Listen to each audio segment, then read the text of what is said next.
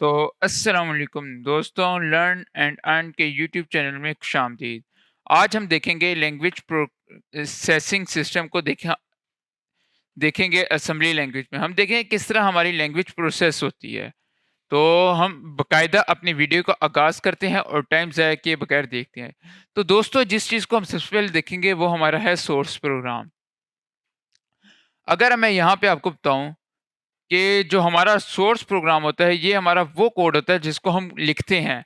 ये हमारा raw code कह लें, जिसको आपने असेंबलर में या फिर आपने इसको सी प्लस प्लस के जो आपका कंपाइलर है उस पे लिखा।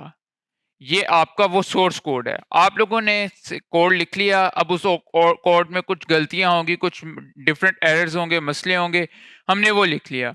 हमने वो सोर्स प्रोग्राम लिखा और उसके बाद अब वो हमारी लैंग्वेज प्रोसेस कैसे हो रही है हमने ये देखना है। अब उसके बाद जो हमारा सोर्स कोड है वो हम देते हैं इंटरप्रेटर को। अब इंटरप्रेटर का क्या काम होता है? इंटरप्रेटर बेसिकली हमारे उसी कोड को वन बाय वन रीड करता है। जैसे अगर मैं सी प्लस प्लस के कोड की बात करूं तो वो क्या सबसे पहले पढ़ेगा हैश इंक्लूड आईओ स्ट्रीम, हमारी हेडर फाइल्स को पढ़ेगा वन बाय वन। पहले उसने एक लाइन पढ़नी, फिर दूसरी, फिर तीसरी, फिर चौथी, वन बाय वन उसने रीड करते जाना है। अब हमारे इंटरप्रेटर ने पढ़ा, अगर उसे कोई एरर मिला तो उसने हमें बता दिया कोड में। अगर कोई इंटरप्रेटर के हद तक, लिमिट तक कोई एरर हुआ तो वो उसने हमें बता देना है। अगर कोई एरर नहीं आता तो वो हमारा इंटरप्रेटर जो कोड को, इंटरप्रेटर से हमारा जो कोड बाहर आ जाता है, जो इंटरप्रेटर से कोड निकल रहा होता है, वो हमारा होता है मॉडिफाइड सोर्स प्रोग्राम। अब यहाँ तक हमने अपने प्रोग्राम को, अपने कोड को जितना मॉडिफाई करना था हमने कर दिया। अब हमारा जो कोड है वो एक मॉडिफाइड कोड सोर्स प्रोग्राम है। अब उसमें हम कोई चीज़ मॉडिफाई नहीं कर रहे। अब हमने उसको इंटरप्रेट के बाद हमने उसको भेज देना है कंपाइलर में। सबसे पहले हमने एक इंटरप्रेटर में भेजा, उसके बाद हमने अपने कोड को भेज दिया कंपाइलर में। अब कंपाइलर में क्या काम हुआ? कंपाइलर ने हमारे कोड को पढ़ा, उसमें उसने उसको देखा, अगर तो उसमें कोई एरर है या कोई चीज़ है डिफरेंट देखा। और कंपाइलर का बेसिकली काम क्या होता है? कंपाइलर ने हमारे हाई लेवल लैंग्वेज को कन्वर्ट करके हमारी लो लेवल लैंग्वेज में कन्वर्ट कर दिया और उसने उसको हमारा एक असेंबली का प्रोग्राम बना दिया। अब जो हमारा यहाँ पे इस जगह पे हमारा हाई लेवल लैंग्वेज में कोड लिखा हुआ था, जो कि हमारा यहाँ सी प्लस प्लस में था, या जावास्क्रिप्ट में था, या सी शार्प में था, उसको हमारे कंपाइलर ने कन्वर्ट करके हमारे टारगेटेड असेंबली प्रोग्राम में बना कन्वर्ट कर दिया। अब हमारा जो प्रोग्राम है वो एक एज एन असेंबली लैंग्वेज में लिखा हुआ है, जो कि हमने हाई लेवल लैंग्वेज में लिखा था वो अब असेंबली लैंग्वेज में लिखा हुआ है। अब असेंबली लैंग्वेज में हमारी जो इंस्ट्रक्शंस होती हैं वो वन बाय वन गिवन होती हैं कि एक लाइन में सिर्फ एक इंस्ट्रक्शन होगी। अब हमने उस अपने टारगेटेड असेंबली प्रोग्राम को हमने भेज दिया असेंबलर के पास। अब असेंबलर का क्या रोल होता है? हमारे पास असेंबलर का रोल ये होता है कि उसने हमारे असेंबली प्रोग्राम, जो कि एक between high level language and machine code के बिटवीन में का होता है, बीच में कहीं पे होता है, उसको मशीन लेवल लैंग्वेज में कन्वर्ट करना होता है। तो हमने असेंबलर में भेजा, असेंबलर ने हमारे उस कोड को रीलोकेटेबल मशीन कोड में कन्वर्ट कर दिया।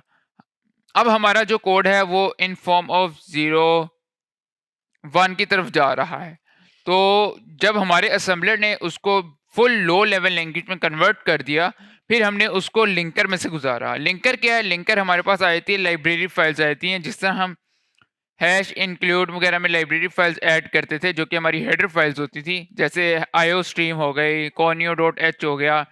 इस तरह लिंकर हमारी लाइब्रेरी फाइल्स को देखता है, पहचानता है और आप इसको ऐड कर देते हैं अपने कोड के अंदर। अब जब हमारा कोड यहाँ से ऊपर से होता हुआ, सोर्स प्रोग्राम इंटरप्रेटर से होता हुआ, जब असेंबलर के से रिलोकेटेबल मशीन कोड में कन्वर्ट हो गया, तो हमने उसको लिंकर में भेज दिया। लिंकर के बाद हमने उसको कन्वर्ट कर दिया अपने लिंकर ने उसको कन्वर्ट कर दिया हमारे मशीन लेवल कोड में। अब यहाँ पे हमारे पास जो कोड है वो हमारे हार्डवेयर को समझ आ सकता है, वो either in the form of 0 है या 1 है। तो हमारा यहाँ से लेके सोर्स प्रोग्राम से लेके जो सफ़र था, इंटरप्रेटर के बाद कंपाइलर, कंपाइलर के बाद असेंबलर, के अगर मैं आप लोगों को ये कुछ इस तरह बताऊँ, असेंबली लैंग्वेज से लेके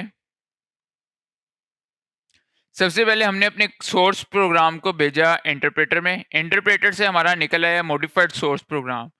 अब इस इंटरप्रेटर के बाद हमने अपने कोड को असेंबली में कंपाइलर में भेजा, जिसने उसको हाई लेवल लैंग्वेज से असेंबली लैंग्वेज में कन्वर्ट कर दिया। यहाँ से हमने इसको भेजा असेंबलर में, असेंबलर ने उसको मशीन कोड में कन्वर्ट किया और मशीन कोड में कन्वर्ट होने के बाद जो हमारे पास आउटपुट आया उसको हमने लिंकर में भेज दिया ताकि हमारी लाइब्रेरीज ऐड हो सकें। लिंकर के बाद हमारे पास जो हमारा आउटपुट आया, जो कि हमारा मशीन कोड है, वो आ गया। तो ये हमारा सिस्टम था किस तरह हमारी लैंग्वेज प्रोसेस होती है, कोई भी लैंग्वेज हो। तो उम्मीद करता हूँ आपको लैंग्वेज लैंग्वेज प्रोसेसिंग सिस्टम का पता चला होगा। तो आज के लिए इतना ही, मिलते हैं अगली वीडियो में, तब तक के लिए खुदा हाफिज़।